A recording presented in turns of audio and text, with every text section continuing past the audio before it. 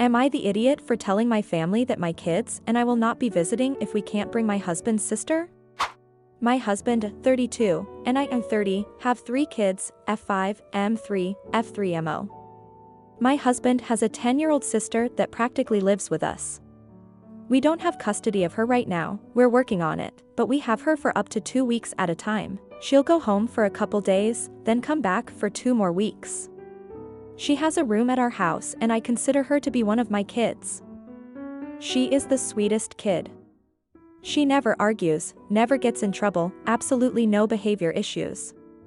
She's just a little shy and stays close to us when we're around unfamiliar people.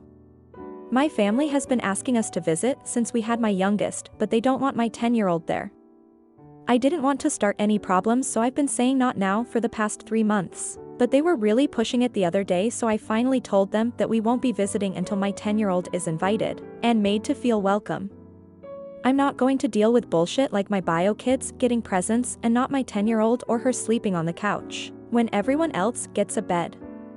They want us to compromise and send her to a sleepaway camp so she'll have fun and they don't have to host her, but I refuse. It's all or none. Now they're saying I'm a bad mom to my bio kids for taking away their grandparents because they won't accept a kid that's not even ours as their grandchild. I'm starting to second guess myself and wonder if I am wrong for not letting my kids see my family because they don't accept my 10-year-old. Comment 1. I don't understand people like this. Do you even really love your biological relatives if this is the way you feel? My grandfather would have welcomed random kids off the street to his dinner table if they needed it. Comment 2. It truly doesn't make sense to me either. I didn't become a stepkid until I was a young adult, so I always called my stepmother parents by their first names. But they always showed me the same care as their bio grandkids. Hell, they had a vacation house down by the beach and would have a schedule yearly for when friends/family would be using it. But when I came in the picture, they wouldn't allow anyone to schedule their time until they knew when I'd be coming to visit for the summer, since I lived across the country. That itself showed their level of care for me. When it comes to an actual child like this post, it just makes it even more unbelievable that there are people like this. Now for the next story. Am I the idiot for leaving my family vacation after they forced me and my pregnant wife to sleep in a bunk bed? So just to set the stage, me and my family went on vacation at a location around 8 hours away for a wedding. I have 2 sisters, both are married and one has a 1-year-old kid. My parents rented an Airbnb so my whole family could stay at the same place for 5 days. Check-in is at 4 p.m. Both my sisters and parents get there right on time, but me and my wife, who is 7.5 months pregnant, arrive at the B&B at 4:30 p.m. or so. We start to unload the car and ask where our room is. My mom responds, "You guys get the bunk bed." Me, thinking it was a joke, I say, "Oh, I get top bunk." Their response was, "No, actually you get the bunk bed." They were 100% serious. While my 2 other sisters get a room for themselves and their husbands, with queen-size beds, me and my wife get the literal kids' room with a bunk bed. Me and my wife don't want to cause a scene and still want to be grateful for my parents paying for our accommodations, so we agree to just give the bed a try for one night and see how it goes. Fast forward to bedtime, around 12 o'clock we lay down on the bed for the first time. It's as if you're sleeping on a wooden board. It's extremely uncomfortable even for me, which means my wife was in a lot more pain due to her being pregnant. We toss and turn for a couple hours, and finally we both agreed to just go sleep on the couch in the living room. It's around 2 a.m. now. The couch is by no means comfortable, but in comparison to the bed it was a lot better. We get a couple hours sleep when my dad wakes up and sees us on the couch and decides to go back to the master bedroom to not disturb us. Again, we don't want to create a scene, so we just go back upstairs and try to get a little more sleep on the bunk bed before everyone wakes up. We get around an hour of the worst sleep I've ever had, and just decide to just wake up and go downstairs, knowing we couldn't do that for a second night. We booked a room at a hotel for a couple more nights to just get past the wedding, then we were going to leave for home. After explaining the situation to my whole family, instead of accepting it or helping us, most of them start getting annoyed, saying that this is just another way for us to distance ourselves from the family. We just sternly say that we already made our decision and they were just going to have to accept it. Now most of my family is irritated at us saying that we ruined their trip.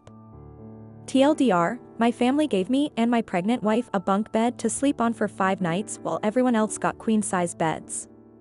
Now they are mad at us for renting a hotel and leaving early. Comment 1. This is the easiest NTA I've come across. You were given unrealistic accommodations, and instead of complaining, you found reasonable ones. If your family wanted you and your wife there that badly, they'd have offered to trade beds with you. Also, if your presence was the make or break for an enjoyable trip, they should have given you the best bedroom. Comment 2. Right. So a pregnant lady needs to be uncomfortable and even more sleep deprived to make this trip enjoyable for 3 other couples. If OP and wife's presence is that important, why didn't one of the other couples offer up their room? Why didn't the parents find a place to properly accommodate for adult couples? Now for the next story. Am I the idiot for breaking my fiancé's family tradition by naming my son what I wanted? Myself, 25F, and my fiancé, 27M, have a 2-month-old son. We are overjoyed at being parents, but most of my in-laws are refusing to even see our baby because of a decision we made concerning his name. My in-laws have a tradition of giving the firstborn son of every generation the same name. Let's say it's Peter. This has been going on for about 7 generations already, and they're very serious about it. My fiancé's eldest cousin was the latest person to get named Peter. Every one of his cousins has only had daughters so far, so our baby is the first son of his generation, and consequently should get the name. I have no problem with the name Peter, and would have been okay with naming my son that. Unfortunately, that was also the name of my uncle, who died before I was born. I won't get into details, but it was tragic and traumatizing for my family. My father never got over losing his younger brother. My grandmother asked the family not to name any of our future children Peter during her lifetime.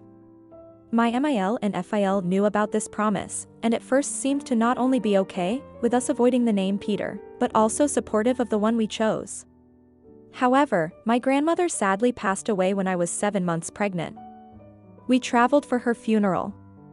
On our last days there, my in-laws called to offer me their condolences. Then my MIL asked me if I was willing to think about the name Peter now. Suddenly, they were insistent that the name we chose was awful and we had to honor their tradition.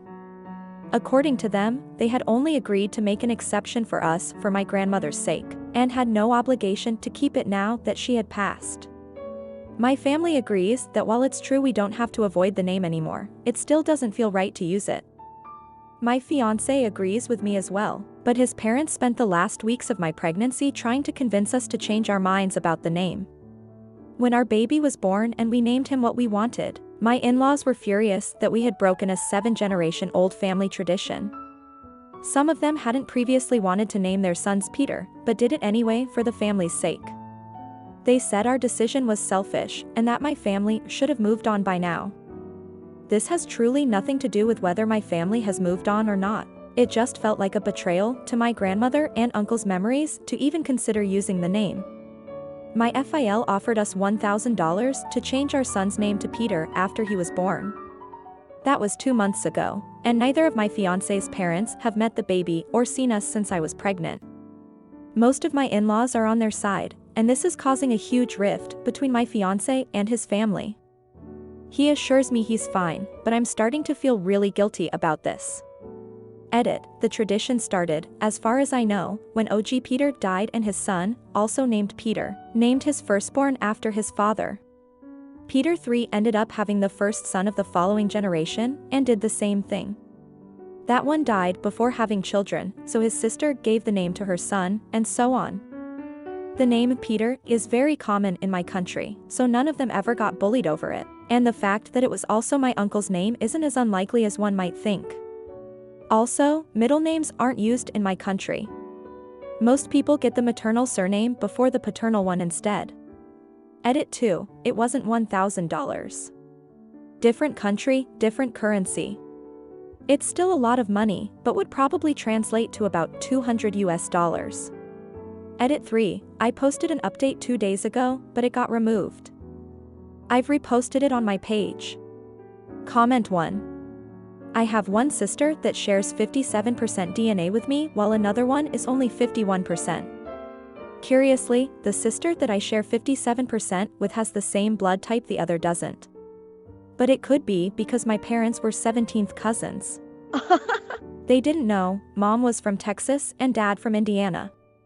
The ancestors lived in Ohio. Comment 2. I don't mean to be mean, but I've seen so John Redcorn situations in my life I feel compelled to comment. But on a more humorous note, my cousin who's Scottish ginger and has barely even been in England let alone anywhere else, was surprised when his test came back as 40% Irish, Celtic, 40% Scottish, Celtic, 19% English. It was dude, a ginger Scotsman in the borders, what the fuck did you think you were going to get?